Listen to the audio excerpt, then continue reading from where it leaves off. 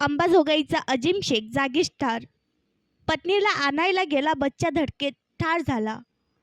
माहेरी गेलेल्या पत्नीला परत घरी आणावयास गेलेल्या अजीम शेख या युवकाचा बस व मोटारसायकलच्या समोरासमोर धडकेत जागीच दुर्दैवी मृत्यू झाला आहे. ही घटना दिनांक 17 मे शुक्रवार रोजी दुपारच्या सुमारास घडली आहे. याबाबत प्राप्त माहिती अशी की शहरातील सदर बाजार परिसरातील रहिवासी असलेला व सध्या चेन्नई येथे वास्तव्यास असलेला मिली या शाळेतील स्कूल बसचा चालक अजीम हज्जू शेख हा युवक पाटोदा येथे माहेरी गेलेल्या पत्नीस आणावयास दुचाकीवरून जात होता.